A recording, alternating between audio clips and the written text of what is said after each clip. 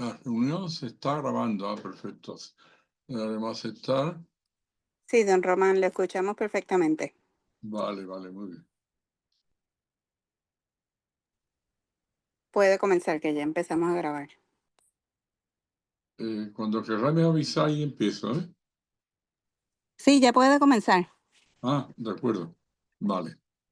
Bueno, como estaba diciendo, yo enfoco esta segunda reunión como una ampliación de la primera, pero recomiendo a todos que el que no asistió, que como está la grabación, que lo vea, porque voy a intentar repetirme lo menos posible. Entonces, lo que voy a aportar ahora son cosas nuevas. Bueno, intentaré contestar las dos preguntas que me han planteado y, por supuesto, al terminar, me podéis hacer todas las preguntas que os parezca, las que yo sepa las contestaré y si no lo sé, pues diré que no lo sé y no pasa nada. Eh, yo decía en mi primera intervención que nosotros tuvimos la suerte de tener dos testigos de enorme categoría, como fueron el padre Ramón María Andreu, con su amigo, el ingeniero alemán don Máximo Ferle, que en el verano de 1961 estuvieron en nuestra casa de Cádiz, donde yo vivía con mis padres, y nos contaron algo prodigioso, como fue como la niña, esta Mariloli, descubrió las cosas que ya don Máximo Ferrer ni se acordaba de su juventud cuando vivió la Segunda Guerra Mundial en Alemania, el alemán, y consecuencia de eso le pidió al padre Ramón María Andreu y a Loyola unos ejercicios espirituales donde pidió bautizar, era protestante y se bautizó como católico, y incluso el padre Ramón María Andreu, que tuvo un accidente camino de Garamandal y la pierna se la había o roto, o por lo menos la tenía muy lastimada, y prodigiosamente también se curó. Fueron dos motivos para el cual nosotros, la familia nuestra, que estaba formada por mis padres, mi hermana y yo, nos planteáramos ir a Garabandal lo antes posible, porque aquello está claro que no era un juego de niñas. Aquello tenía un fundamento y tenía unas cosas inexplicables que merecían el conocerlo. El problema era el trabajo. Mi padre era profesor y tenía su trabajo, y yo era alumno y también tenía el mío. Mi madre y mi hermana tenían más libertad, y por eso cuando se enteran, porque lo dijeron que iba a haber el primer aviso, que fue el 18 de octubre de 1961, ellas se fueron, pues bueno, a la buena de Dios, buscando Garabandal y cruzando España sin conocer nadie allí. O sea, fueron en tren hasta de Cádiz por Madrid hasta Santander. En Santander, en un autobús, lo llevaron a un pueblecito cerca de Garamandal, y allí tuvieron que esperar a un autobús muy primitivo, que iba por los pueblos de Cantabria. Era tan primitivo que había partes de los que se montaban en el techo del autobús. Iba un autobús muy viejo y llevaba en el techo los más jóvenes, se subían arriba. Y así llegaron a Cosío, que Cosío es el pueblo que hay como 5 o 6 kilómetros abajo de Garandal, donde llega la carretera. Llegaron ya por la noche. Había una pequeña tienda allí, chiquitita, que vendían 4 cosas, y ya le dijeron: mire usted, lo primero que tiene usted que comprar unas linternas, porque arriba hay muy poca luz y hay que ir por todos lados con linternas. Y luego la subida la tienen que hacer andando, porque es que ahora no hay nada. Claro, fijaros lo que era de noche, y subí monte arriba los 5 o 6 kilómetros que había. Entonces tienen que subir, pero verá, lleven usted un bastón o algo, porque por el camino le puede salir alguna alimaña. Ahora de noche ya no es distinto que de día. Incluso iba un grupo que iban a subir. Dice: mejor es que vayan ustedes con este grupo y no vayan ustedes solas, porque eran dos, no, mi madre no sé la edad que tenía entonces, tendría unos 40 y tantos, y mi hermana tendría unos 20 y tantos, 20. Entonces subí dos mujeres solas de noche, desde Cosío arriba, lloviendo, además lloviendo. Entonces así subieron. lloviendo todo el tiempo. Y después, claro, es una caminata y después cuesta arriba con mucha pendiente. Cuando llegaron al pueblo, como ese pueblo no había nada, no había hostales, no había pensiones, no había ningún sitio que quedarse, se fueron al único sitio que había abierto, que era la taberna del padre de Mariloli. Y estando allí le contaron al padre de Mariloli lo que habían llegado, que no sabían dónde quedarse, que si allí en el pueblo alguien les alquilaría una habitación. Estaban con esta ahí, estaban dándole vueltas a ver qué solución para quedarse a dormir en el pueblo. Había un muchacho al lado que se levantó y se fue. Y al rato volvió, un muchacho relativamente joven, de unos 17 o 18 años. Y vuelve y dice, mire usted, no se preocupe que ya tiene usted habitación. Es que no le he querido decir nada, pero he ido a mi madre, la madre se llamaba Encarna. Le he dicho el problema que tenían ustedes y en nuestra casa está a vuestra disposición. Mi madre se va ahí al pajar y el dormitorio suyo se lo va a dejar para que ustedes dos se puedan quedar en mi casa. Entonces, fíjese usted lo que fue eh, la suerte y la amabilidad de los del pueblo que está encarnado y en su hijo le dejó su propia dormitorio para que se quedara y ella se fue, claro, los pajares estaban en la parte alta de las casas y le dejó y allí fue donde estuvieron mi madre y mi hermana la primera vez. Os contaré que el pueblo las calles no estaban asfaltadas, eran prácticamente arroyos. Había allí, llovía mucho y algunas de ellas eran realmente arroyos importantes y otros menos, pero hoy en día está todo ya canalizado y entonces está asfaltado, es otra cosa. Pero en aquel momento era mucho barro, las calles con arroyos, las casas serían en el pueblo más o menos unas 70 viviendas, cada uno un poquito de su estilo, eran ciento y pico de habitantes. Había muchos que estaban fuera porque en el pueblo no había mucho trabajo y se tenían que ir a trabajar a Santander o las minas de Asturias, en fin, se iban buscando sitios donde había trabajo. Y la estructura de las casas, más o menos, aproximadamente, casi todas eran muy parecidas. Tenían la parte de abajo, la planta baja, eran las cuadras. Y allí había ganado, un pueblo sobre todo ganadero. También tenían algo de huerta, pero fundamentalmente ganadero. Entonces en la parte de abajo tenía vaca o cerdo, cochino o cabra, en fin, tenía ganado. Y en la planta y el techo más bien bajo, no eran, las plantas eran bajitas. Y arriba, en la primera planta, es donde estaba la vivienda.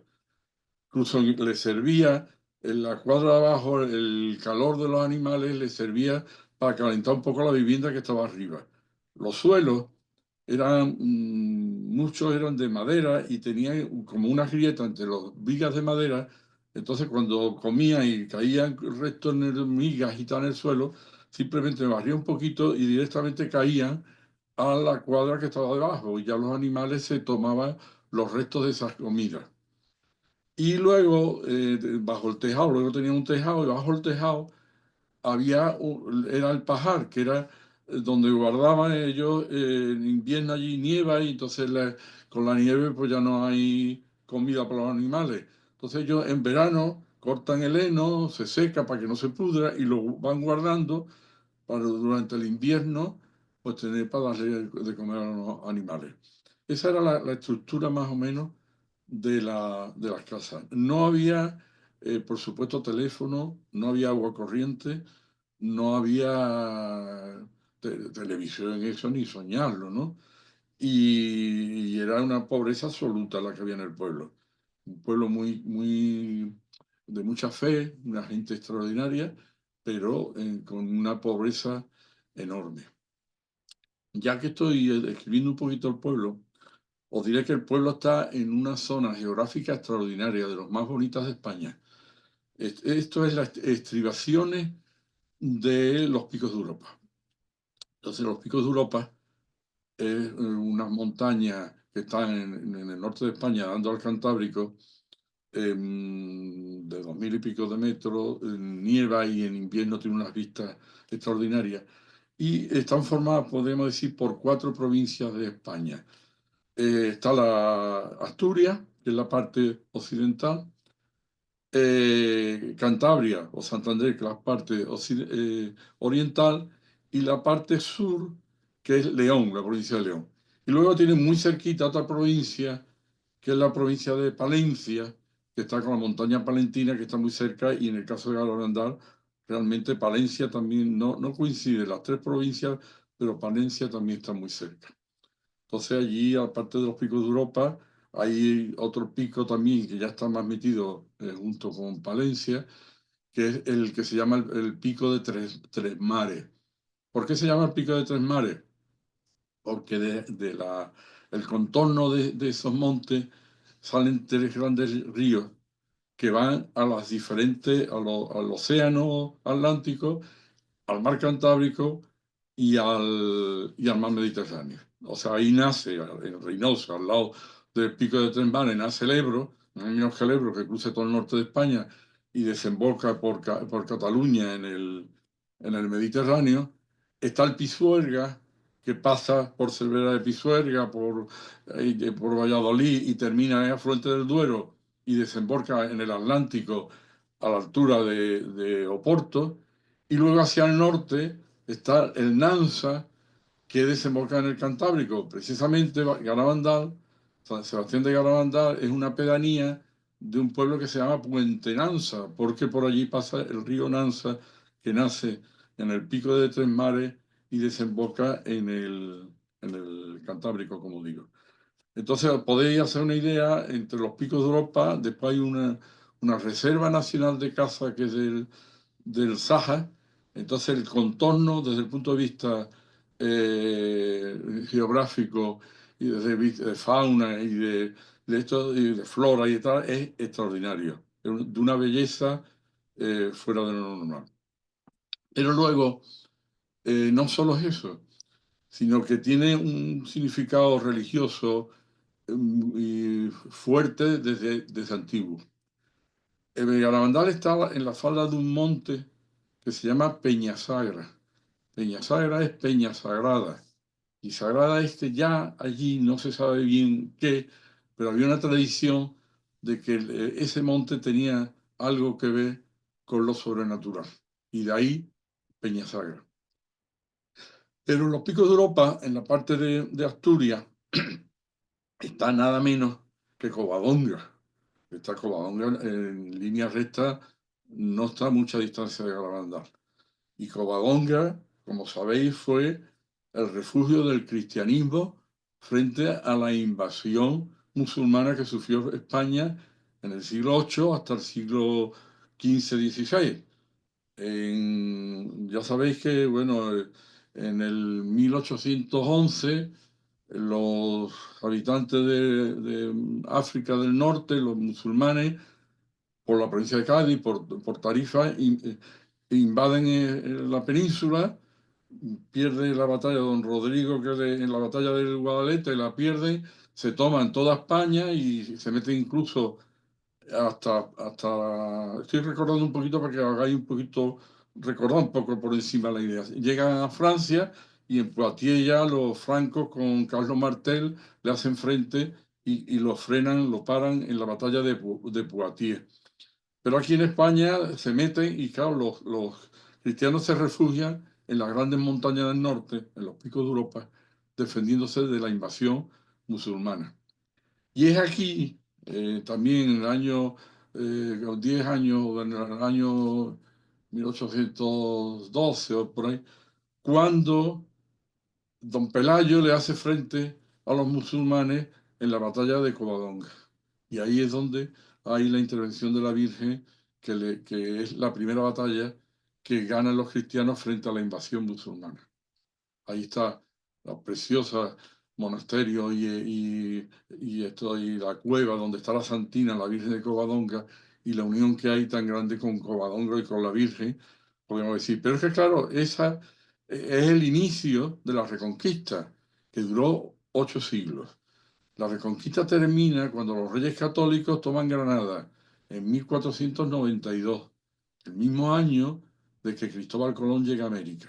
Entonces la Reconquista fue volver a conseguir la península ibérica que fuera cristiana, católica, pero no solo eso, sino extender el catolicismo a toda América, tanto del norte, del centro como del sur. Entonces la importancia que tiene los Picos de Europa y Covadonga es enorme en este aspecto. Hay que verlo desde ese punto de vista. Pero no queda ahí la cosa toda también, sino que tenemos muy cerca ya de Garabandal, a Santo Toribio de Liébana.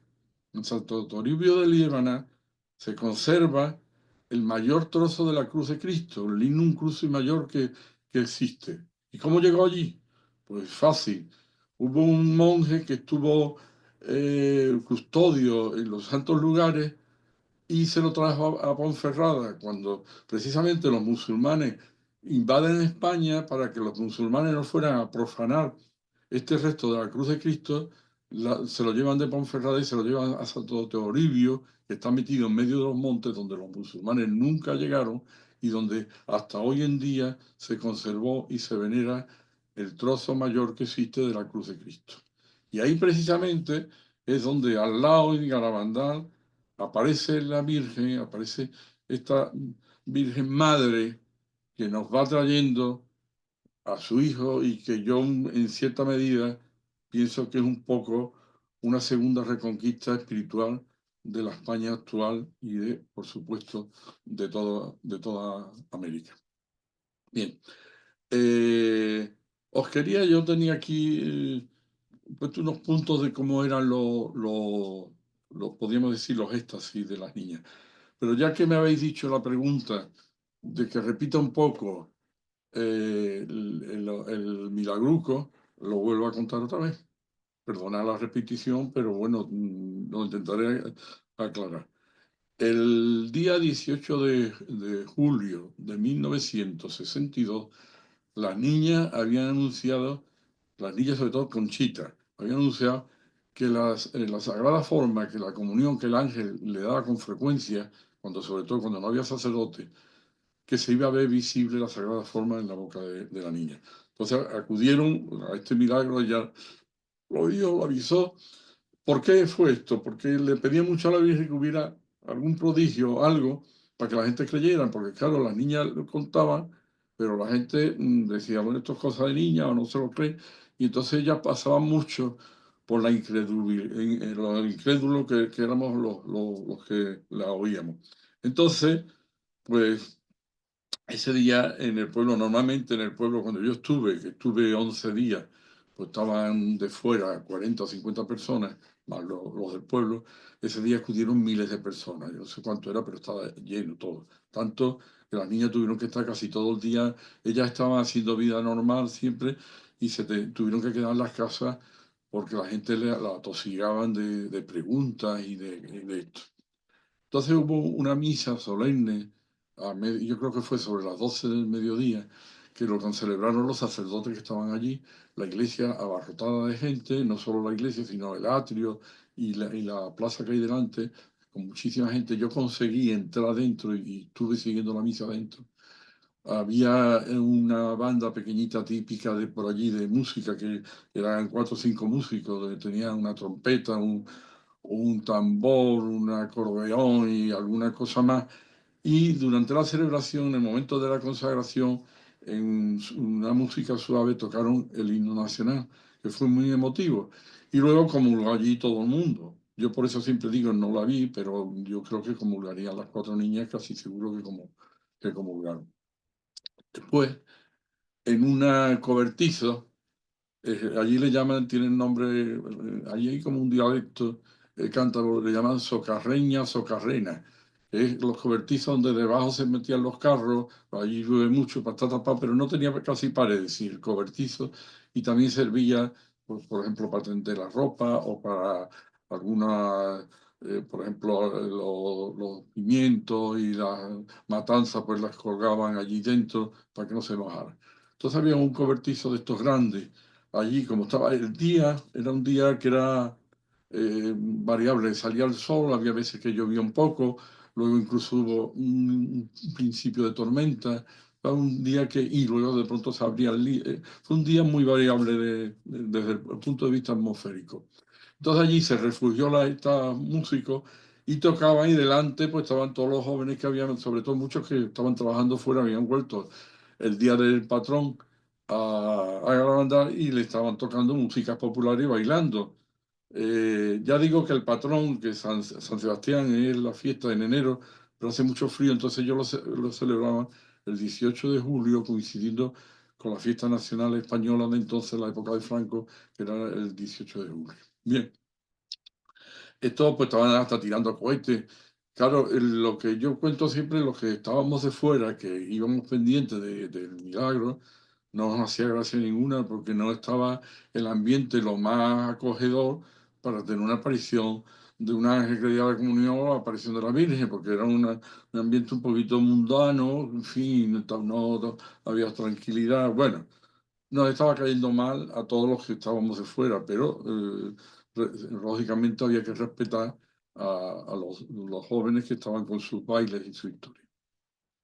Fue pasando toda la tarde y allí no se producía milagro, no se producía milagro. Y nosotros, mi padre y yo, estábamos en una casa al lado de la iglesia y mi madre y mi hermana se quedaban en una casa de Elena, muy cerquita de la casa de Conchita. Pero las comidas las hacíamos todo en casa de Elena, en la primera planta, donde tenía su vivienda ahí. Eran el desayuno, el almuerzo y la cena. Entonces llegó las 10 de la noche por ahí, nos fuimos a cenar, estuvimos cenando y esperando que pasara y ya mucha gente se fue desesperada un poco diciendo esto es un engaño, aquí no hay forma, aquí no hay milagro y estas niñas nos engañan y hubo una desesperación y una desbandada de los miles de personas que llegaron.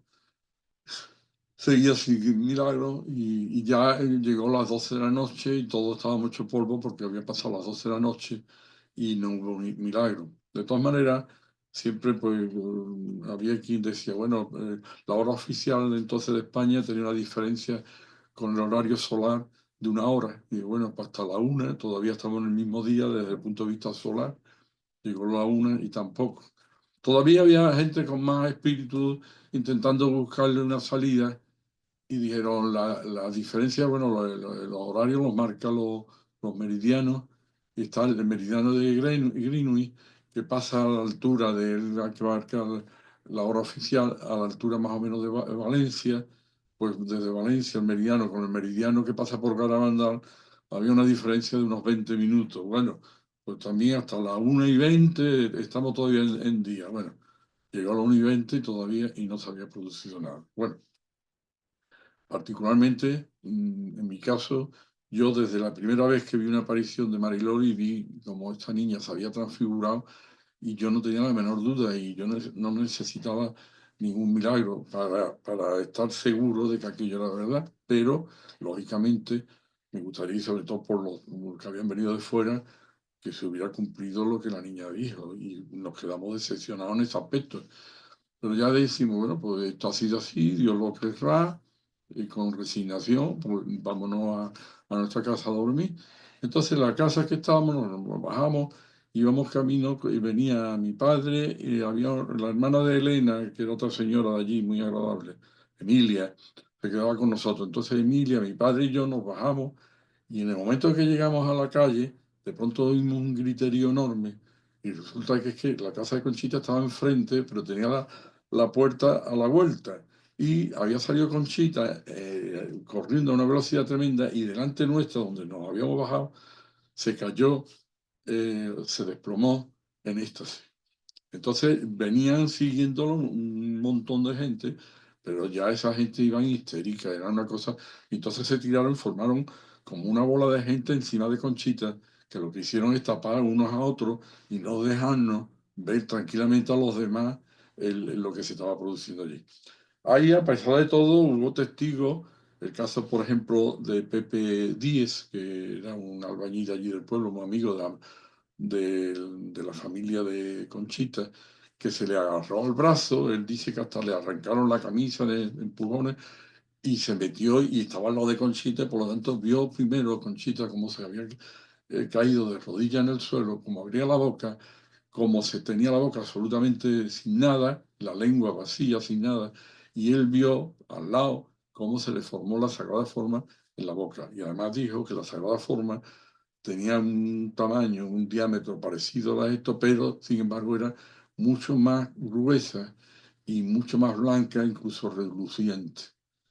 Ese dato coincide además con otros testigos de los que pudieron allí en aquella melee de gente ver. Entonces, mi padre, que salió corriendo, se subió en los hombros de uno de los hombres que estaba allí, intentando ver y no consiguió llegar a ver a la niña. Esta Emilia había salido por su lado y se había metido por otro lado y también en esa melee impidió que muchas personas lo pudieran ver. Otras, los que estaban en medio, sí. Había dos hermanos que yo he conocido, uno de ellos, uno ha muerto ya, pero el otro lo estuve con él en Santander, y que era catalán, y ellos llevaban un vídeo, una tomavista. Entonces ellos no llegaban para coger la vista, pero le pasaron el tomavista a uno que estaba al lado, que no sabía ni manejarlo, pero como pudo sacó un poco de película. Y es lo que se conserva, que se ve perfectamente, no de mucha calidad, porque además la luz tampoco era muy buena, pero se le ve ahí la boca de Conchita abierta con la Sagrada Forma y llama mucho la atención el grosor, que es de más grosor que las Sagradas Formas que había, que estamos todos acostumbrados a consumir y que había en la parroquia del pueblo. Yo lo cuento también lo mismo, tenía 15 años y tenía mi timidez, yo era una persona bastante tímida y ante aquella historia, en lugar de irme y tirarme en los hombros de alguien, en lo alto de alguien para intentar ver, como hizo por ejemplo mi padre, pues me fui justo a la acera de enfrente, que había una casa, esa casa han hecho obra y la han cambiado un poquito, pero yo creo que había unos escalones que yo creo que eran los que subían justo a la planta de arriba, porque para subir a la planta de arriba hay casas allí que tienen la subida por la calle y otras lo tienen por el interior de la casa. Entonces yo creo que allí había algo que yo me subí, me puse como 1 metro de altura y desde ahí lo estaba observando. Estaba justo en la acera de enfrente, en el lado de enfrente no había acera, era la calle, era de piedra y tierra, pero estaba enfrente. Y mirando aquello, de pronto veo que esa muchedumbre se abre y aparece en medio Conchita, ya andando con la boca abierta, con una belleza y una armonía, una tranquilidad. Es como, había allí dos planos distintos, dos gestos. Una, Conchita en el quinto cielo mirando a la Virgen y con la cara transfigurada de forma impresionante. Y otro, una serie de gente histéricos que estaban intentando ver milagros y que se estaban estorbando unos a otros, empujando y de todo. Y en medio de eso, Conchita viene hacia donde yo estoy y entonces yo la vi perfectísimamente porque vino hacia mí, pasó delante mía, yo estaba solo y en alto y con linterna. Entonces enfoqué a Conchita, pasó y en la boca de Conchita llevaba la lengua afuera y la Sagrada Forma se veía perfectamente blanca, con un diámetro aproximado a las sagradas formas que estamos acostumbrados, pero de un grosor bastante mayor y muy blanca y muy luminosa. Bueno, yo me quedé así porque es que esta versión que yo estoy contando no era la que se conocía hasta que lo dije, porque es que se conocía más bien la versión de Pepe Díaz, que era el que había estado allí dentro y había visto en el momento que Conchita tenía la lengua sin nada y se le había formado la Sagrada Forma. Yo vi podríamos decir, la segunda parte, que fue cuando se levanta y sale en éxtasis, caminando como un éxtasis normal, pero con la diferencia que llevaba la Sagrada Forma en la boca. Yo me quedo dándole vueltas y ya con el tiempo, esto me ha pasado muchas cosas, hay cosas que en el principio no se entienden bien, pero luego cuando se van meditando se van entendiendo. Resulta que Conchita tiene escrito su diario y Conchita en el diario cuenta que primero tuvo la aparición del ángel que le da la sagrada forma y el ángel le dice que no la consuma, precisamente que la deje la boca abierta para que la vea. Inmediatamente después de la aparición del ángel tiene una aparición de la Virgen y ella sigue en éxtasis viendo a la Virgen y la sigue y es cuando sale entre medio, la gente le abre paso, no sé cómo, y pasa delante mía y sigue dirección, podemos decir, hacia la parroquia del pueblo, hacia la casa de Mariloli, hacia ese lado. Ahí me coincide plenamente con lo que Conchita cuenta en su diario. Pero luego está el doctor Félix Gallego, que es uno de los médicos que más estudiaron, estuvo allí muchísimo y conocía a todos y estudió mucho, que el hombre llevaba nervioso toda la noche esperando el milagro que no llegaba a producirse. Se había puesto a dar vuelta alrededor de la manzana por hacer algo. Y estaba dando la vuelta y venía por la calle en dirección contraria a donde salió Conchita. Entonces, después de pasar delante mía, se encuentra de frente con el doctor Gallego. Y el doctor Gallego cuenta que ya cuando llegó a donde él estaba, había cerrado la boca, Conchita, pero sin embargo se le veía como una luminosidad en la boca que era que algo sobrenatural estaba ocurriendo en esto. Y era que cerró y ya fue donde consumió la Sagrada Forma. Luego ya incluso intentando explicarme, esto ya es teoría mía, que no sé si será verdad o no, pero puede tener una lógica. Yo decía, ¿por qué la Virgen ha esperado a que pase el día para el milagro? Cuando estaba todo el pueblo lleno y podía verlo todo el mundo, que a las 6 de la tarde había allí miles y miles de personas. Y sin embargo, espera que la gente se esto. Yo creo que hay una explicación, que era casi seguro las niñas comulgaron, no hay que olvidarlo, antes del concilio, bueno, se estaba produciendo entonces, estaba empezando el concilio, y las directrices de la iglesia es que no se podía comulgar 2 veces en el mismo día. La comunión era solamente una vez al día. Ahora ya después, en circunstancias cuando hay 2 misas y todo lo demás, hay veces que se puede comulgar 2 veces. En aquel momento no. Y la Virgen siempre fue absolutamente obediente con las disposiciones de la jerarquía. Por lo tanto, la explicación que veo es que la Virgen no se quiso saltar la jerarquía y la quiso respetar. Y digo, pero al día siguiente, unos minutos más, y la comunión se la doy a Conchita, pero que no comulgue 2 veces el mismo día. Es una explicación que puede ser o puede ser que no. Pero por lo menos yo creo que tiene cierta lógica porque, vamos, creo que puede ser de lo más lógico. Eso sobre esto. Si os parece, voy a seguir explicando un poquito el tema de los éxtasis y bueno, ya el tema personal, a mí que mucho personal, tampoco me gusta hablar mucho de mí, pero bueno, también os diré algo. Sobre los éxtasis, yo tengo unos puntos más o menos, que los éxtasis yo vi 14. Durante 11 días que estuve. Vi a las niñas juntas las tres, porque, no le vi ninguna éxtasis a Maricruz tenía menos, y yo en la época, los días que yo estuve, Maricruz no tuvo. Entonces vi a las tres juntas, vi a dos juntas, vi a las niñas solas, incluso en un par de ocasiones estuve yo solo con las niñas. Claro, esto para mí fue una cosa, por supuesto, que me impactó y ahí podemos un poco unir con el tema personal. Me impactó muchísimo, como es lógico. Pero bueno, entonces una de las cosas, un primer punto es la concordancia absoluta que las niñas tenían en los éxtasis. Le hicieron, cuando terminaron los éxtasis, si habían estado, por ejemplo, las tres juntas, luego el párroco las interrogaba una a una. Iban comprobando si la versión que decía cada una de las tres era concordante o no era concordante. Incluso le hacía preguntas pues, con cierta malicia para intentar pillarla por si las niñas estaban inventando algo. Por ejemplo, le decía, bueno, el traje de las niñas me ha dicho Conchita que era rosa y tenía no sé qué. La niña a lo mejor si era Jacinta, ¿no ve usted? No era rosa. La Virgen se presentaba con un traje blanco y una capa azul. No era. Ah, no, pues me había dicho no sé qué. No, no, mire usted, lo ha entendido usted mal. Esto era.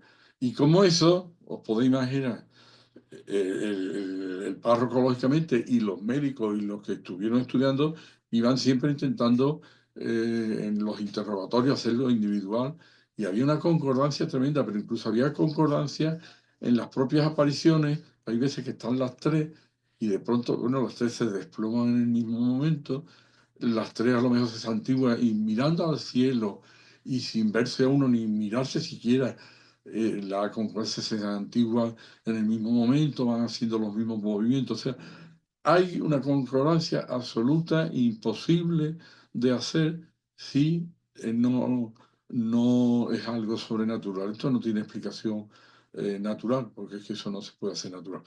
Las niñas tenían, hay veces que le daba anestesia a las tres juntas, pero otras veces a lo mejor tenían anestesia uno en una casa, el otro en otra, y salían corriendo y de pronto se encontraban y se unían. Y prácticamente unas las tenían en el interior, pero otras por las calles.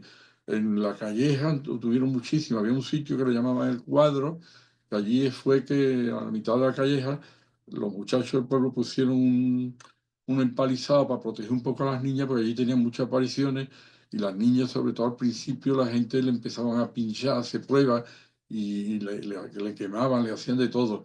Y entonces, para protegerla un poco, pusieron como un esto para protegerla de que no se le echara a la gente encima, como pasó en el Milagruco, que la gente se le echó todo encima. Pues bueno, estamos hablando de concordancia. Un segundo punto son los prodigios inexplicables, o sea, el embellecimiento. Yo las niñas eran normalísimas y corrientísimas, podemos decir, no era una niña fuera de no sé qué. Y esas niñas, en el momento que entraban en éxtasis, que tenía una aparición, las niñas se transformaban totalmente, se embellecían, la mirada se les quedaba fija, no pestañeaban, y una belleza increíble. Entonces eso era lo que yo contaba, digo, esto me recuerda al Monte Tabor, cuando Jesucristo se va allí con sus apóstoles preferidos, que eran San Pedro, Santiago y San Juan, y se le revela, de pronto tiene una aparición, le llega Moisés y Elías, y se ponen las vestiduras brillantes y transformar la cara. Entonces, claro, San Pedro, que era tan directo, yo pienso, lo normal que hubiera dicho, Jesús, ¿de dónde ha salido aquí? ¿Cómo han llegado Moisés y Elías, no? Que menos, ¿no? San Pedro no dice eso. San Pedro le dice a Jesús, Jesús, qué bien se está aquí. Era la estética, la belleza de la estética, lo que llama la atención. Entonces, ya digo, en estos prodigios que hubo, el embellecimiento, el descubrimiento, por ejemplo, llegaban sacerdotes, hubo una época que estaba prohibida que fueran los sacerdotes, se tenían que ir de paisanos. Y las niñas, en el momento que había un sacerdote, lo descubrían, y iban a él y le tenían un trato especial al sacerdote. Pero no solo descubrimiento de personas, sino hubo un famoso que fue daban objetos a besar sagrados. Pero de pronto le dieron de los polvos, esto que se pone la señora para la cara, la belleza, una polvera de esto. Y lo dieron a besar y la Virgen lo besó. Entonces dijeron, bueno, pero vamos, esto no es un elemento religioso.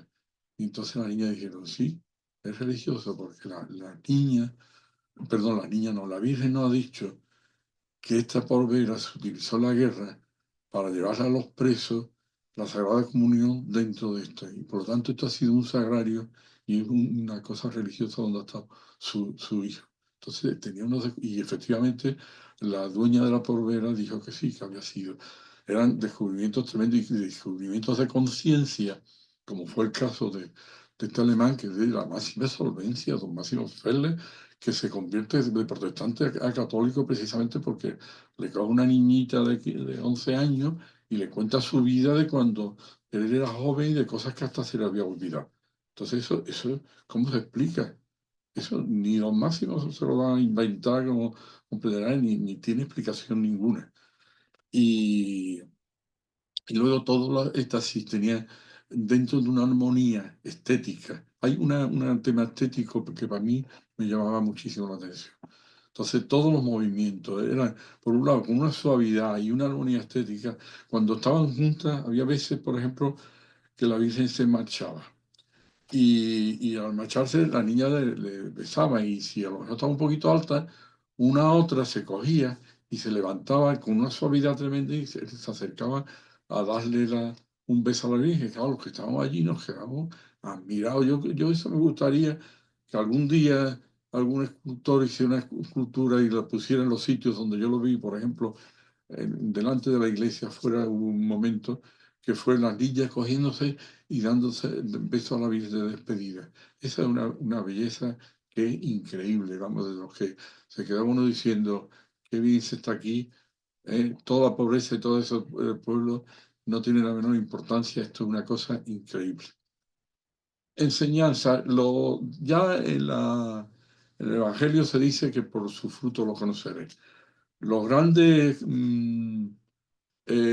bueno, los grandes conocedores de los fenómenos místicos, por ejemplo, en España tuvimos uno que estaba convencido, estuvo en Garabandal y conoció los hechos, que era el padre Rollo Marín, Antonio Rollo Marín, dominico, una eminencia en los temas místicos. Al final de esto de las marchas estáticas y todo esto son cosas, las levitaciones son cosas que no son explicables, pero hay una cosa fundamental, porque claro, todas estas cosas a lo mejor puede ser que sean demoníacas o que sean por el estilo. Entonces hay una cosa fundamental, que es la enseñanza. Entonces, ¿qué enseñanza es la que recibimos en Garabandal? Además de los dos mensajes, que todos conocemos, si quieres después lo leemos, además de los dos mensajes, la enseñanza que la Virgen da a las niñas es absolutamente de acuerdo a la tradición cristiana de la Iglesia. Le da mucha importancia, muchísima importancia a los sacerdotes. Le da importancia a la autoridad paterna. Muchas veces la Virgen, si los padres han dicho una cosa, prevalece la autoridad de los padres sobre la propia sugerencia que la Virgen haya podido tener. El amor a la Eucaristía, la importancia de la Eucaristía. Eso la Virgen hace un hincapié tremendo. A la Virgen, a los santos como el Arcángel San Miguel, las oraciones por las almas del purgatorio. Hay veces que yo estuve en uno que terminó un éxtasis desde los pinos y terminamos en el cementerio. Y ha habido muchas cosas siempre y del rezo por los enfermos, perdón, por el purgatorio, las almas del purgatorio. También por los enfermos, lo mismo. Las niñas visitaron casi todo el pueblo y cuando había algún enfermo en alguna casa, en un éxtasis terminaban que pasaba y iban a ver al enfermo que fuera. El sacrificio que teníamos que hacer, el sacrificio reparador de las ofensas que recibe Dios de todos los hombres, que también le da la importancia. Y luego, a ocasiones, la Virgen se presenta como la Virgen del Carmen de Garabandal. Pero no solo eso, sino que también la importancia del rosario, la Virgen del Perpetuo Socorro también tiene mucha importancia aquí. Le fomenta mucho la castidad y el pudor de las niñas. Hay veces que tenían posturas extrañas y nunca tuvieron ninguna situación que no fuera con el pudor y con la castidad normal, lógica de las niñas. O sea, algo eh, que en lo que tenemos al final, el fruto que tenemos y después sobre todo los frutos que se están teniendo actualmente, que son frutos de conversión. O sea, que por los frutos y por los frutos lo conoceréis. En Garabandal los frutos no pueden ser mejores que los que se han tenido y totalmente de acuerdo a la tradición católica. Pobreza. No, yo no he conocido pueblo más pobre que aquel de Garabandal. Sin embargo, yo no he estado más feliz en mi vida que mis 11 días que he estado allí. Entonces, en la pobreza allí, yo, por ejemplo, vamos a cosas concretas. Mi padre intentó escribir un poco un resumen de lo que él había vivido allí. Fue a pedir papel y resulta que no había folio ni papel en ningún lado del pueblo. Al final le consiguieron, bueno, en la escuela hay unos cuadernitos de la caligrafía de las niñas y le dieron un cuadernito que era lo único que me gustó. Para los temas higiénicos, por ejemplo, papel higiénico en el pueblo no había, pero es que no había ni llegaba ni los periódicos se pudieron utilizar. Entonces, bueno, no me voy a meter por ese camino porque tengo una anécdota bastante simpática, pero no es para contarla, para dejarlo grabado con el tema este de los cuartos de baño y cosas por el estilo. Bueno, el salto. Una pobreza absoluta, no hacía falta. Acordaros también que que cuando el padre Lorin se lastima la pierna le dicen ponerle hielo y resulta que hielo empieza a buscar en el pueblo, no había hielo por ningún lado, porque es que no había frigorífico. Por fin había un indiano era de cántabros que habían ido a América, habían hecho negocio, habían vuelto, y entonces vivían a otro nivel. Y había un indiano en el pueblo que ese tenía un frigorífico, y por fin él tenía hielo y le dieron hielo para colocárselo en las piernas, pero era el único frigorífico que había en el pueblo, para ponerle hielo a padre Ramón María Andreu el día que se estropeó la pierna. O sea, eh, hecho una pobreza absoluta. Curaciones y otros hechos. Bueno, hechos importantes e inexplicables, pues, por ejemplo, este que he vuelto a contar de la comunión de Conchita, ¿no? ¿Esto qué explicación tiene? ¿Engaño? No. Pero además de eso ha habido curaciones, ha habido muchas curaciones. Yo no le puedo seguir la pista. Creo que habría que estudiarla y analizarla, como por ejemplo hay en Lourdes una comisión médica que la analiza en serio. Yo he oído, por ejemplo, y no me meto ahí, pues esto sería muy largo y es complicado, porque además los temas de curaciones médicos necesitan una cosa de mucha seriedad, porque hay veces que a lo mejor hay un diagnóstico que está mal dado y ya pues, puede creerse que ha habido una curación y lo que había habido un mal diagnóstico. Pero así cosas llamativas, por ejemplo, está de las primeras que se habló, hay una nigeriana que se llamaba Cristiana Bayo, que le habían operado en su país, le habían quitado las rótulas y que andaba la pobre fatal y que resulta que subiendo allí de pronto pues se curó y le miraron y le había aparecido las rótulas.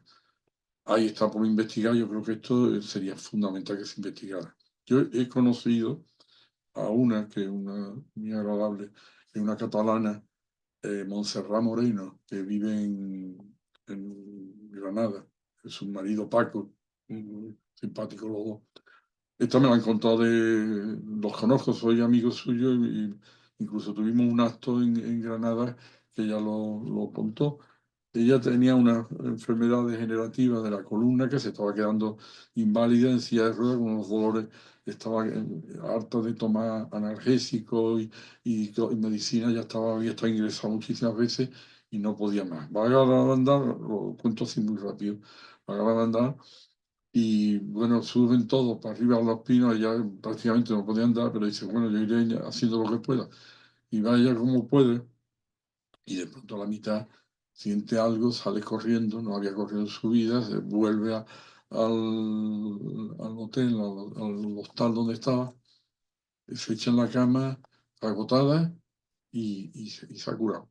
Y desde entonces, bueno, ha vuelto otra vez, los médicos cuando la ven, hay un médico ya que le fue a dar un parte y dice, mira, voy a poner una cosa que es para que me quiten el título de médico, pero pone el nombre de la enfermedad degenerativa, esto las degenerativas estas no tienen marcha atrás ni curación, y dice, sin embargo, es asintomática y regresiva, con lo cual lo que le estaba diciendo es que no tenía síntomas y que la enfermedad se la había curado. Ahí está. Yo creo que esto ya es cuestión simplemente que los médicos lo estudien a fondo y lo comprueben. Yo no soy médico y no sé, pero sé que ahí vamos a llamar nuestra directora del movimiento Iniciativa Internacional de España para mandar la doctora Elsa, sé que tiene mucha información y mucho interés en crear una comisión médica para analizar a fondo y documentar todos estos casos. Hay otro que es tremenda, que es la de Monchu Mendiola, que su marido era médico también, era el doctor Ángel Álvarez, que estaba destinado en el hospital de Valdesillas, en Santander, y esta señora se cura de forma impresionante de una leucemia, una cáncer de sangre que no tenía cura y se cura. Entonces, bueno, todas estas cosas yo las dejo porque yo no soy médico y no esto, pero como esto no son estas, son muchas más, ¿eh? Yo he oído muchas que ya hasta me pierdo de las curaciones que ha habido en Garabandal. Otro hecho importante en Garabandal, los hechos proféticos. ya la Virgen le dijo a las niñas que le iban a negar y que iban a dudar todas. Y llegó un momento que las niñas negaron y dudaron todo. Y fue así, no se puede negar. ¿Por qué? Por la presión, sí, por la presión. La presión que tuvieron fue tremenda y ya llega un momento como autodefensa de esa presión tan grande. Decía, bueno, yo no he visto nada y no sé qué, pero después al final las niñas dijeron, al final se contradicen y dicen que no, que es que claro, que no van a hacer, que no van a creer lo que han visto, pero hay un momento de negaciones. Recordaros, somos humanos. Y el mismo San Pedro, menos que San Pedro, niega a Cristo 3 veces. Y Cristo se lo había avisado, me vas a negar. Y si antes que cante el gallo me vas a negar 3 veces. ¿Qué pasa? Que San Pedro se ve que a Cristo lo han cogido, lo va camino de la cruz y que lo van a coger a él cuando está en el fuego allí, al lado de que están todo el proceso de Jesucristo, pues le dice, ¿y tú qué? ¿Tú eres uno de ellos también? Dice, no, yo no conozco a este, yo lo niego por la presión, somos humanos. Entonces, si San Pedro es humano, pues imaginaros una niña de 11 o 12 años, eh, si no, puede haberle pasado exactamente lo mismo que lo que le ha pasado, pero la Virgen además se lo avisó. Pero no, ahí no solo estos tipos de hechos proféticos. Eh, Hay una cosa, una frase dentro del segundo mensaje que es del más impacto y el que posiblemente más haya frenado la difusión de Garabandal, que es donde dice muchos sacerdotes, obispos y cardenales van por el camino del mal y están llevando con ellos a muchas almas a la perdición. Estoy gordísimo cuando era el momento en que para cualquier una persona normal que tuviera un conocimiento normal, los sacerdotes, era imposible que fueran por ese camino. Los sacerdotes, fijar un momento que estamos hablando de pocos años después de terminar la Guerra Civil Española. En la Guerra Civil asesinan a 6.000 y pico de sacerdotes por el hecho de ser sacerdotes, entre ellos a 11 obispos. Entonces los sacerdotes que quedaban eran fruto del martirio. Entonces la idea que uno tenía, la que yo tenía por lo menos en aquel momento, es que los sacerdotes eran todos santos, unos más, otros menos, pero era imposible que yo pensara que muchos sacerdotes en aquel momento, iban por el camino de la perdición. Eso no, ni se me pasaba por la imaginación.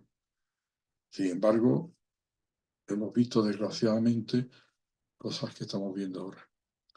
Pero no solo en el aspecto a lo mejor del tema de la pedofilia y de todo este tema, sino también el tema ideológico, el tema del modernismo y del relativismo moral que se está metiendo dentro de sectores de la Iglesia. Ya sabéis que el mismo Pablo VI llegó a decir que el humo de Satanás había entrado en el Vaticano. Entonces, este tema es un tema muy delicado, pero que es así. Hace poco hemos tenido un acto en Cuenca y tuvimos la suerte de que asistió el señor obispo de Cuenca y él al final quiso tomar la palabra porque parecía que el Concilio Vaticano podía ser, el Concilio Vaticano coincide justo con la fecha de las apariciones. Entonces el obispo resalta la labor del Concilio Vaticano y dijo, el Concilio Vaticano, gracias al Concilio Vaticano, nosotros estamos hoy aquí, podemos estar aquí, gracias al Concilio. Sin embargo, al Concilio no cabe duda que le entró ese humo que hablaba Pablo VI. Y entonces el obispo nos decía, el tema este de los sacerdotes, obispos y cardenales, existía en aquel momento sin que nadie lo supiera, pero desgraciadamente hoy sigue existiendo. Es un problema que tiene la Iglesia ahí. Con médicos, ahí hay dos temas que son los dos especialistas, la parte religiosa, que es la autoridad de la Iglesia, pero luego los hechos de los milagros es la autoridad de los médicos. Los médicos allí, un médico que hizo muchísimo daño a Garabandal fue el doctor Morales. El doctor Morales era un psiquiatra de Santander que lo mandó el obispo junto con una comisión, teórica comisión, que no estudiaron mucho, pero que lo que fueron es intentar tapar y terminar con las apariciones de Garabandal. Entonces el doctor Morales hizo una declaración al principio contraria a Garabandal, que todo el mundo dice, ah, no, si el doctor Morales ya ha dicho que esto todo es un invento de niñas, que tal, que tal. Sin embargo, el doctor Morales, que tuvo un problema muy serio con su mujer y se dio cuenta del tema sobrenatural de la Virgen, se arrepintió de lo que había dicho, pidió permiso al obispo y dio una famosa conferencia en el Ateneo de Santander, en el cual pedía perdón por su primera aportación, lo que había dicho al principio, y reconocía que Garabandal no tenía explicación natural y que era totalmente sobrenatural. El doctor Morales era un psiquiatra, bueno, pues a nivel provincial de Santander. Pero ha habido otros médicos, muchos, por ejemplo, el mismo que yo he nombrado antes, que era el doctor Félix Gallego. Pero hay uno, sobre todo, que destaca por el prestigio y, sobre todo, por su especialización, que es un médico catalán, el doctor Ricardo Puigcercau, que era un neuropsiquiatra especialista en estos temas catalán. Estudió muchísimo el tema y lo defendía a capa y espada la veracidad de las apariciones de Garabandal. Esta información mucha la tiene la doctora Elsa, que también es especialista en psicoterapeuta en estos temas. Entonces todo esto está ahí y todo esto yo creo que haría falta que el obispado lo analizara. Hemos dicho los dos especialistas, los médicos. Médicos tenemos muchísimos, yo no he nombrado todos, por supuesto, porque además ni me acuerdo, pero muchos que se quedaban y siguen estando allí en Granada, sacerdotes. Hay dos que destacan, que son el padre Nieto, Camino de los Altares, y el padre Lucio Rodrigo. Estos dos estaban, en comillas, eran jesuitas. Desde el principio estuvieron muy, muy encima de las apariciones de Garabandal. Y confesaron a las niñas y confesaron a los padres. Y las niñas se iban a contarle todo. Sacerdotes de un altísimo nivel eh, intelectual, pero sobre todo con muchísima experiencia y experiencia precisamente en conocer la autenticidad, porque uno de ellos era el jefe de novicios y tenía que a los novicios precisamente ver el que realmente tenía vocación del que no lo tenía. O sea, un sacerdote de experiencia. Unas niñas de 11 años era imposible que lo fueran a engañar. Estos dos defendieron a Garabandal absolutamente. Estaban convencidísimos y aparte que eran santos los dos. Pero tenía otro también que estuvo con ellos, que le siguió, un amigo mío, por cierto, el padre Lori, que defendía las apariciones de Garabandal a capa y espada. Incluso murió con 92 años, el mismo año de la muerte se fue a Garabandal a hacer unas declaraciones defendiendo Garabandal. Y tenemos también, por ejemplo, el padre Roger Marín. Estamos ya en lo más del especialista en temas místicos como el padre Roger Marín. Ha escrito una infinidad de libros el máximo especialista que hemos tenido en España, el padre Roger Marín. No solo estuvo en Garabandal, sino estuvo en el entierro del padre Luis Andreu cuando murió. Era defensor de Garabandal.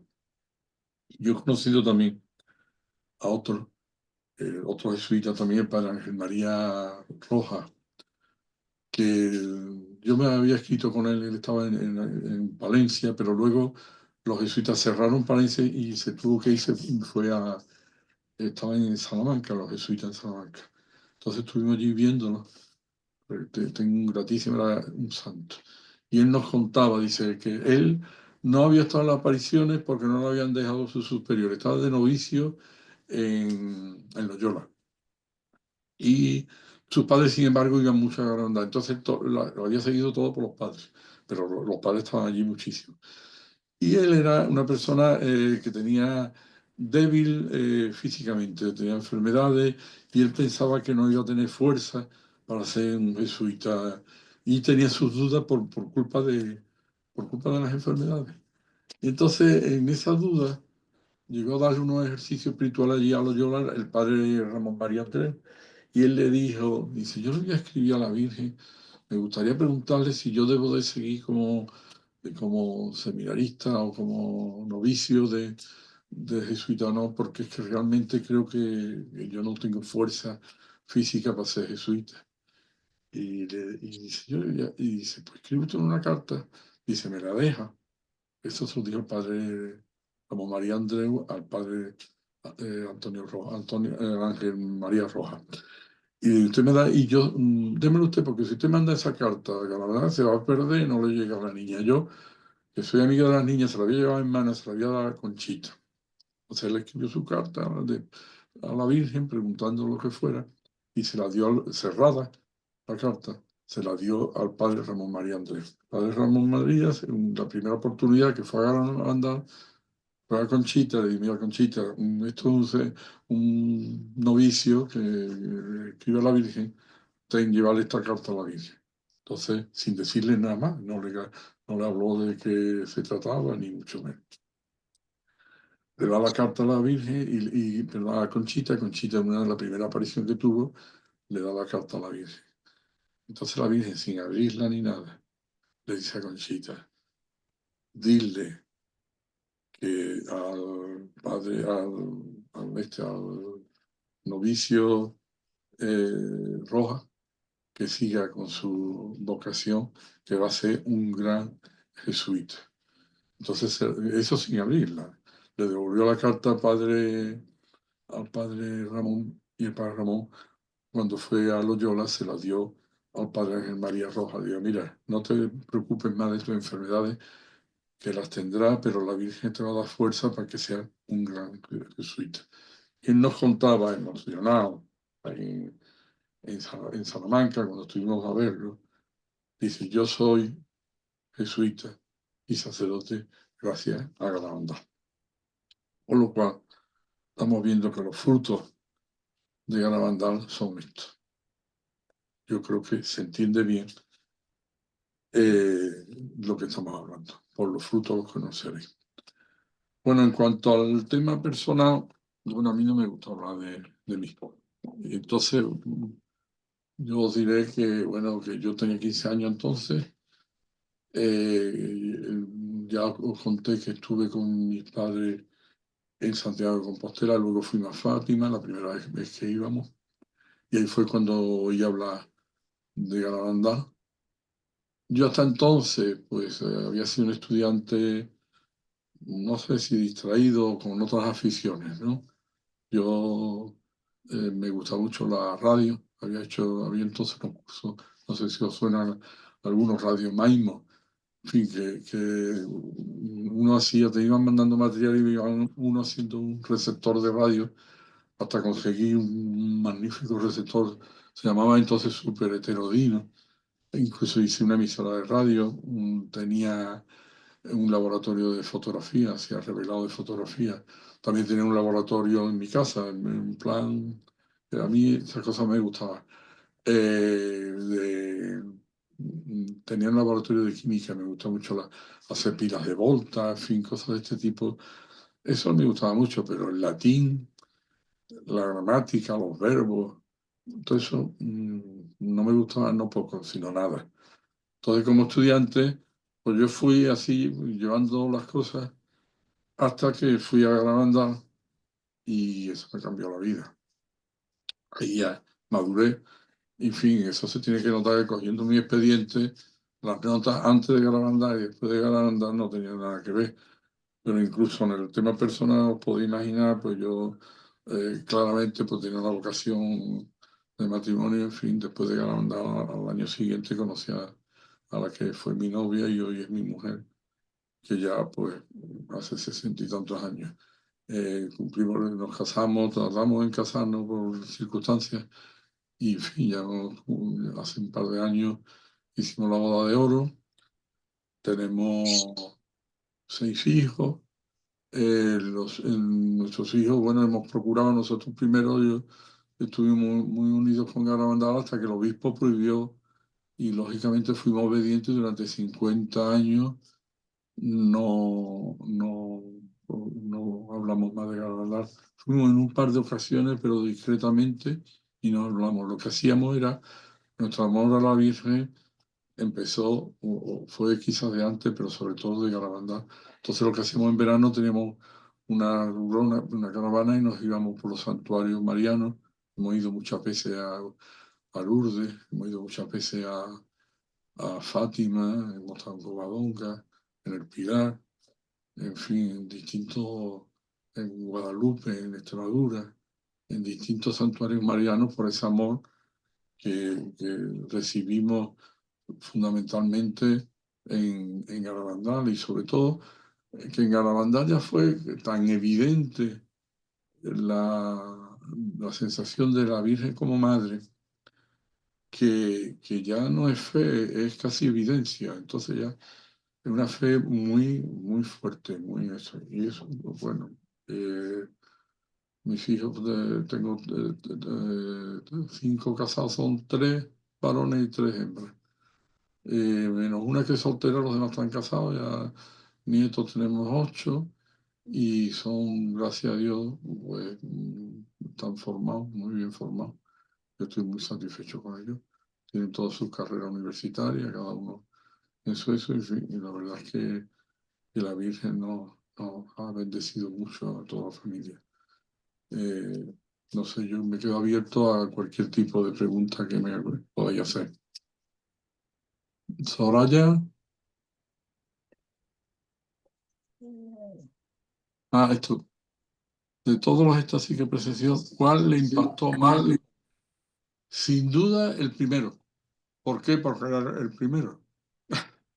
O sea, es rápido. Yo el primero, lo conté el otro día, perdonad, voy un poquito a repetirme, llegamos el día primero agotado y nos fuimos a casa al bar del padre de Marilón, y yo estaba sobre las 10 de la noche sentado en un saco. Lo resumo porque está contado ya. Y sobre las 2 las 3 de la madrugada, ¡pum! La niña que estaba allí sentada con nosotros se levanta, se va a la cocina. Y entonces, cuando yo llegué, a mí me impresiona una barbaridad que vi que la niña era otra. De pronto había dejado de ser una niña normal y se había convertido en una cosa angelical. Entonces, eso me provocó una impresión tan grande que yo temblaba y no me creía que me iba a caer, nadie me hacía caso, porque todo el mundo estaba pendiente de la niña. Entonces yo le pedí con toda mi fuerza a la Virgen que me quitara aquel temblor, y la Virgen me lo quitó, y a partir de entonces ya no tenía duda ninguna. Y fue la primera. O sea, no me convencí muy pronto. ¿Qué otra cosa queréis que os diga? Le puse una pregunta, no sé si me escucha o tiene mucho eco, pero le puse una pregunta anterior que usted nos habló de la Virgen del Perpetuo Socorro y que nos contara un poco más de cuál es la relación entre la Virgen del Perpetuo Socorro y Garabandal, porque es que nuestra parroquia acogedora, donde llevamos 6 años con el círculo aquí en Puerto Rico, es la parroquia de la Virgen del Perpetuo Socorro. Bueno, es que una de las vocaciones que la Virgen le habló a las niñas fue de la Virgen del Perpetuo Socorro. La Virgen del Perpetuo Socorro, la niña lo tenía muy presente, incluso hay estampas. Hay una prima mía que tiene una estampa de la Virgen del Perpetuo Socorro, y por detrás se la había dado a Jacinta y se la había dado a la Virgen. Y es muy bonito, una lástima que la tiene ella y bueno, no la tengo yo para poderlo enseñar.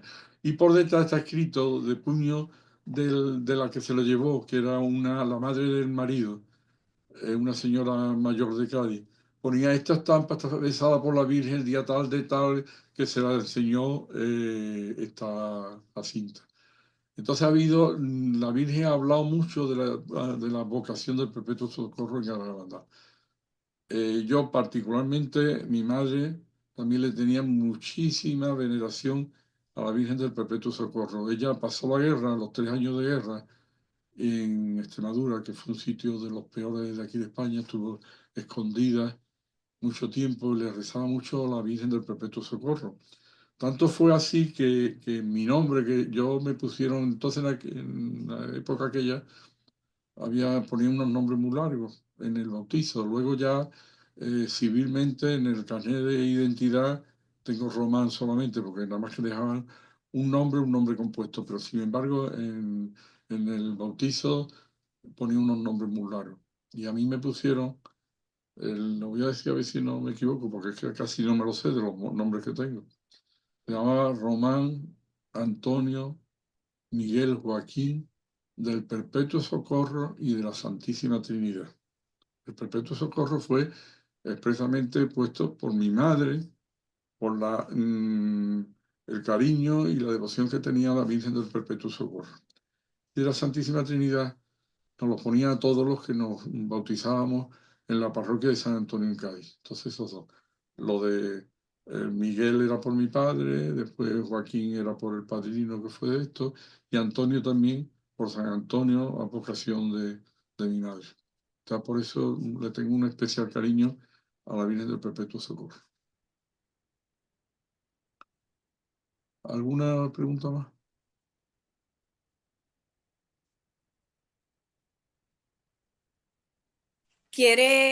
Tenemos otra pregunta acá, don Román, de si sus hijos viven en Cádiz también o están en otras partes de España. Pues tengo por toda España. Mira, vamos a empezar por el mayor, Miguel, biólogo, y está casado y vive en Jerez de la Frontera, muy cerquita, al que los tengo cerquita. Tiene tres hijas. Luego tengo Victoria, que vive en Madrid y está casado con un francés. Ella es doctora en historia y profesora en Madrid y tiene una niña. Tuvo dificultades, que le costó mucho trabajo conseguir tener hijos, pero tuvo, gracias a Dios, y tiene una niña muy mona que se llama Patricia, mi nieta. El tercero es Román, se llama igual que yo, que es arquitecto. Conoció a su mujer, también arquitecto, estudiando en Pamplona. Ellos han estudiado casi, menos el último, todos han estudiado en la Universidad de Navarra, en Pamplona. Entonces, su mujer se llama Blanca, es de Vitoria, en Álava. Y entonces están casados y tienen 2 hijos y los dos son arquitectos trabajando allí en Vitoria. Este es el tercero. El cuarto es una niña que es Lourdes, que es bióloga también y es profesora de biología en Jerez. Vive en Jerez, tiene que Jerez, pero viene ahora mismo, está aquí en casa. Jerez está muy cerca, entonces viene con frecuencia. Ella tiene su piso allí en Jerez. Esta es la única soltera.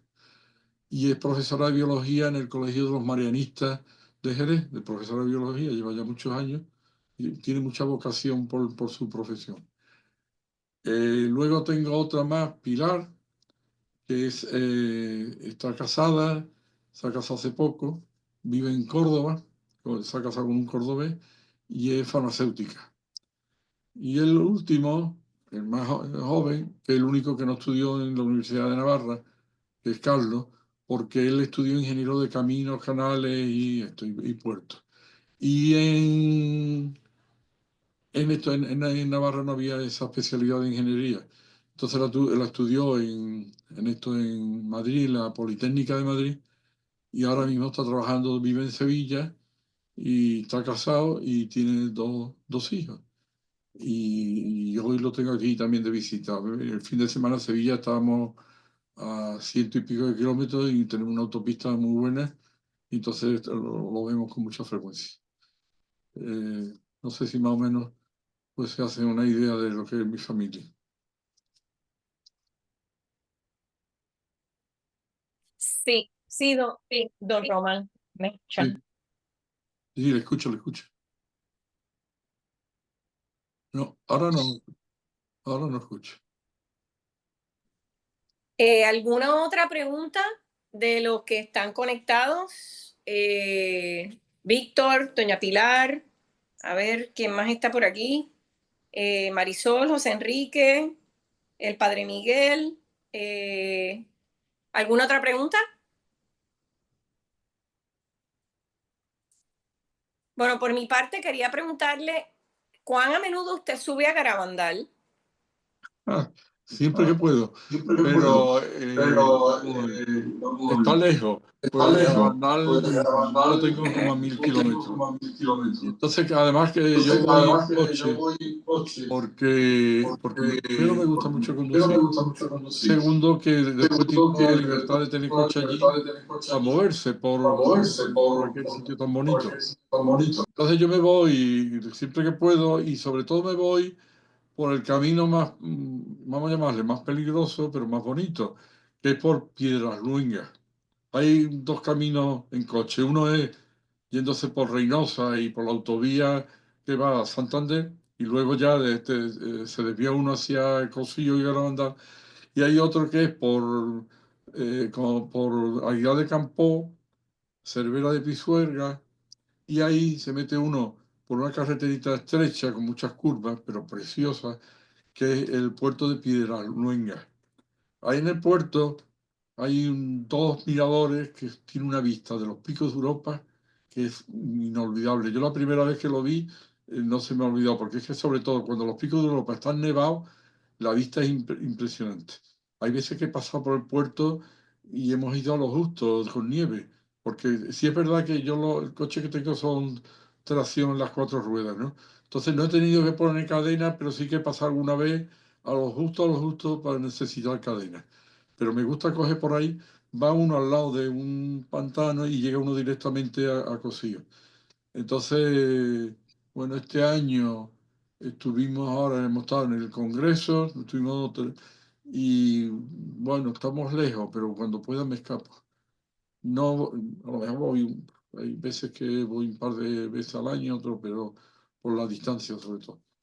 En verano también el problema que tengo es que como tengo hijos fuera, entonces vienen aquí y pasamos juntos parte del verano. Entonces tampoco está muy bien que cuando vengan mis hijos, pues irme yo fuera y dejarlos aquí solos. Han venido para vernos. Entonces el verano un poquito por el tema familiar Nosotros somos muy familiares y nos encanta estar todos juntos. Entonces, bueno, eso me frena un poco a la hora. Antiguamente, yo cogíamos siempre las vacaciones y nos llevábamos el mes entero que yo tenía de vacaciones, nos llevamos de santuario en santuario tuvimos primero tienda de campaña y luego terminamos con una rulo pequeñita y luego tuvimos que hacer una más grande porque iba creciendo la familia y hemos estado, bueno, pues en muchos sitios, entre ellos hemos estado en Roma, hemos estado en Austria, en Viena, en Suiza, en fin. Y sobre todo, pues siempre pasábamos por Lourdes y nos estábamos unos cuantos días en Lourdes, en fin. Y eso pues hace pues a la vida familiar juntos y muy bonita. Mis hijos se Usted acuerdan nos siempre mucho.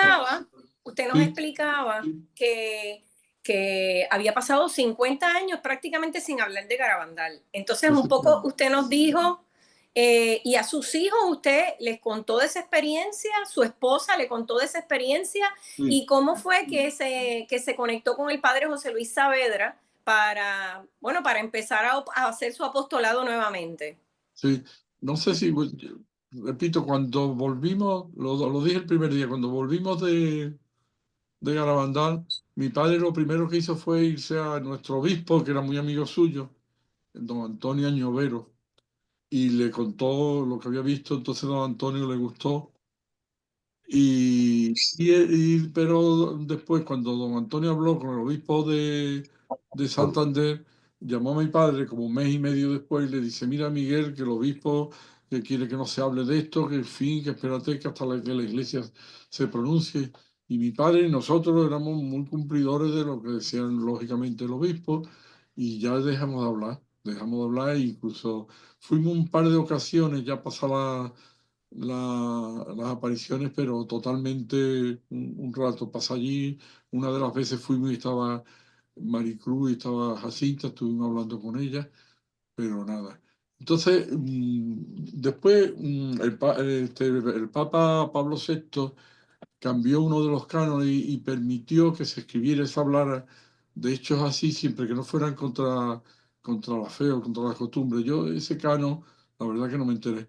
Y yo seguía diciendo, esto no se puede hablar. En familia, por supuesto que sí. Yo, mis hijos, todos sabían, incluso, bueno, yo soy muy emotivo y cuando hemos ido, antes de ahora, ¿no? Antes de lo del Padre Saber, hemos ido alguna vez por Garabandal, pues a mí me impresiona mucho Garabandal, todas las calles, me recuerda y, en fin, me emociono demasiado. Y he ido con mis hijos y yo me tengo que callar porque estaba emocionado cada vez que vuelvo a Garabandal me pasa. Ahora de pronto, yo creo que fue en la prensa, me parece que fue no sé cómo, de pronto oigo que hay un sacerdote que está haciendo una tesis doctoral sobre las apariciones de Garabandal y que la va a presentar en la Universidad de Navarra, en la Universidad Católica de Navarra. Eso de pronto fue para mí una sorpresa tremenda. Entonces me puse intentando averiguar cómo podía yo tener información y me enteré que resulta que había hecho primero había hecho una tesina y había publicado un primer libro. Entonces lo compré y ya me puse en contacto, fui a buscarlo y me fui a verlo y lo conocí. Y había hecho, el padre José Luis Saavedra había escrito dos libros, que yo sepa, no sé si habrá escrito más, pero por lo menos dos. El primero sobre la tesina y luego cuando hizo la tesis doctoral, unos segundos sobre la tesis doctoral. Pues yo ya con la tesina fue cuando descubrí. Entonces fui y luego ya, después del segundo, ya sale la película.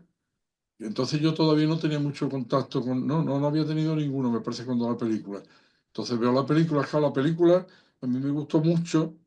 Ahora le vi un fallo que era en la edad de las niñas. Las niñas que yo conocí eran unas niñas de 11 y 12 años. Y la película está hecha ya por niñas universitarias, eran niñas de, no sé si de 19 20 años por ahí. Entonces la ingenuidad que tenían las niñas de 11 años no la representaron, era imposible que esas niñas, las de universitarias, fueran a representar. Con lo cual, eso yo se lo dije. Luego he conocido al director de la película, el padre, ahora ya es sacerdote, el padre Brian, es norteamericano, y, y él me lo reconocía. Dice, es que no encontrábamos niñas chicas que representaran, era imposible, y tuvimos que recurrir a niñas más mayores. Cada vez eso se notaba mucho, los que habíamos vivido las apariciones, esa ingenuidad. Hay escenas, por ejemplo, cuando roban las manzanas y empiezan entre ellas a tirarse piedras y decirse, eso con unas niñas mayores, mm, ahí le falta. Eso con las niñas pequeñas tenía un encanto que estas mayores no era, era imposible que lo puedan representar. Pero sí me sirvió para ponerme en contacto ya con el padre Saavedra y ya me llamó luego, cuando claro, él también no me conocía y me descubrió. Y entonces me llamó luego para intervenir en el documental, que fue como la segunda película, era Mandal, Catarata Imparable, que era más, la primera era más película y el otro era más documental. Entonces, en Garabandal, Catarata Imparable, está presentado por Javier Paredes, el catedrático de Historia, y por Jorge Fernández Díaz, el que fue ministro de Interior, y también por el mismo padre Saavedra, y ahí entre los testigos, a mí yo fui a grabar, estuvimos grabando un día entero, pero me cogen unas cuantas cosas y la ponen en el documental. Y ya ahí, pues, cada vez he tenido más contacto con todo y ya luego me entero de la iniciativa de la doctora Elsa en Madrid, ya me pongo en contacto con ella y ahora, pues, cada vez que puedo, pues, dentro de lo que yo pueda, pues, le estoy ayudando y estamos yendo por media España. Ahora el día 15 hay un acto de Garabandal en Pamplona Y el día 21 y 22, ahí estaré yo. Estamos en Santiago de Compostela y en Tui. Queremos hacer otro también en El Rocío. En Salamanca también está pendiente. Para el año que viene tendremos otro congreso en la misma fecha, en octubre, el día 17, 18 y 19 de octubre, allí en Garabandal. En fin, hemos recorrido mucho: Granada, Sevilla, Málaga, Córdoba, Lucena, Madrid varias veces, Santander, el Soto, qué sé yo. Estamos haciendo turismo por España, pero con una función muy bonita como es que se difundan los mensajes de Garabandal. Pues, don Román, si le vamos a dar la oportunidad a los que estamos conectados, si alguien más tiene alguna pregunta, si no, nos despedimos de usted agradeciéndole a nombre del Círculo de Devotos de la Virgen del Carmen de Garabandal, aquí en San Juan, que le agradecemos tremendamente su generosidad de su tiempo. Ha sido muy bonito. Esta segunda grabación va a ser también de gran beneficio para muchos que están muy interesados en conocer de Garabandal. Inclusive se conectó con nosotros un sacerdote puertorriqueño, pero que tiene su parroquia en Torremolinos. Aquí en España. Sí, y nunca ha estado en Garabandal, pero conocido de Garabandal a través del círculo, es de nuestra parroquia, originalmente de aquí de Puerto Rico, y está muy deseoso de ir allá. Él no ha ido todavía, pero que, bueno, seguimos en esa labor, como está usted, haciendo conocer los mensajes de la Virgen. El padre Miguel. El padre Miguel. Padre, yo Padre, estudié en yo Málaga. estudié en Málaga. Padre, yo estudié en Padre, Málaga yo estudié en Málaga. 5 años económica. España económica. Mi primer hijo Mi nació primer en Málaga, hijo porque yo nació en después estuve Málaga. trabajando Yo en después Málaga. estuve trabajando en Málaga. Y a Torremolinos, Y a cada vez que Torremolinos, teníamos cada vez que un teníamos ratito, nos íbamos un a dar ratito, una nos íbamos vuelta por a dar una vuelta Torremolinos. por Torremolinos. Con lo cual, a ver si Con usted lo está cual, a cerca, ver nos si usted vemos y está nos cerca, conocemos nos vemos y nos directamente. conocemos directamente. Entonces, en aquella época, Entonces, en cuando yo aquella época, estudiaba, cuando yo estudiaba, Torremolinos Torremolinos pertenecía al ayuntamiento pertenecía de al Málaga. Ahora ayuntamiento ya de Málaga. está hecho Ahora ya independiente y ha tiene sido ayuntamiento. Pero independiente y tiene entonces, ayuntamiento. Pero Málaga y entonces, Torremolinos Málaga eran y la Torremolinos misma era ciudad. la misma ciudad. Entonces, lo conozco Entonces, mucho. lo conozco La mucho calle porque principal de la calle Torremolinos, que es la principal de calle San Torremolinos, Miguel, que es la calle San usted Miguel, que se llama Miguel. que se llama Miguel. Y la parroquia, La parroquia, yo creo que la recuerdo. él lleva Creo la que parroquia San Miguel, precisamente. sí, sí, porque la calle de Torremolinos iba hacia la Nogalera, que había un conjunto allí y al lado estaba, yo creo que esa es la iglesia, quizás, no me acuerdo ya. La iglesia no la sitúo muy bien, pero puede ser que esté allí. Pues nada, padre, a ver si nos conocemos directamente. Le veo con el altavoz cortado, no le oigo, pero le veo saludar. Muchos saludos, ¿me oye? Ahora sí le oigo, ahora sí. Y gracias, Soraya, gracias, Ah, gracias, muy interesante todo. Sí, yo no he estado todavía, estoy un poquito, me ha cogido esta semana con los cambios de temperatura, un poco de gripe, por eso estoy ronco, pero bueno, estamos bien. vaya. Efectivamente, como dice Soraya, yo no he estado en Garabandal, ahora voy a final de mes, voy 5 días para Fátima, a un encuentro de la Tercera Orden Carmelita, porque yo soy terciario, y voy con el compañero Antonio, pero que tenemos gente que nos está pidiendo ir a Garabandal y yo la verdad es que nunca he ido. Cuando venga, y bueno, ya llegará el tiempo de Dios. Román, yo he encantado cuando eso le iba a preguntar. Dice que ha estado en Málaga. ¿Cuándo estuvo en Málaga? Sí, mire, yo estudié económica en Málaga. Entonces estuve 5 años estudiando, pero te voy a mirar la promoción. Ah, que no la tengo aquí. Es que un segundo, perdón.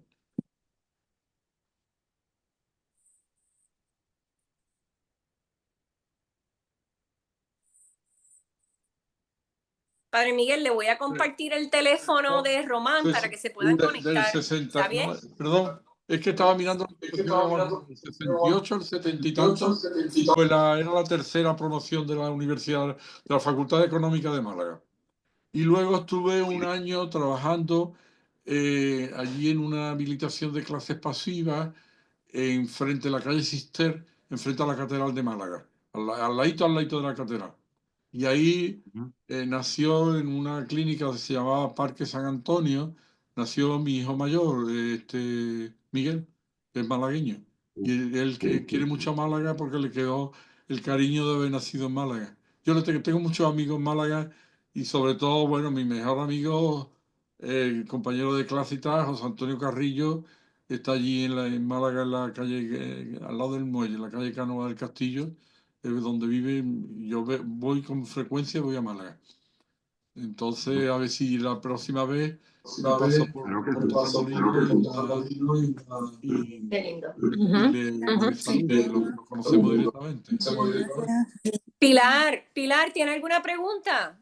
No, nada más dar las gracias, de verdad. Que estas charlas son bien reconfortantes. Sí. Román, Pilar es española, pero lleva 60 años en Puerto Rico. Pero como ve, no ha perdido su acento español. Ah, muy bien, Pilar. Dile Muy que bien. mi madre se llamaba Pilar. Y tengo una hija, Muy bien. tengo una hija que también se llama Pilar. Pues muchas gracias, Román. Un placer. Los saludamos desde aquí nuevamente. Los conectaremos con el Padre Miguel en Torremolinos para que se conozcan y sigamos encaminando al Padre Miguel a conocer más y más de Garabandal. Así que gracias a todos y compartiremos con todos este video y nos veremos, si Dios quiere, anunciado desde ahora, el primer sábado de abril. Don Román nos va a hacer una charla sobre el Padre Jorge Loring y el libro que él escribió sobre el Padre Jorge Loring. Así que gracias nuevamente, ya queda anunciado y seguimos conversando. Hablando del Padre Loring, y me despido ya, ayer vive una hermana que ayer cumplió 100 años y es religiosa de la Asunción. Estuve hablando con ella.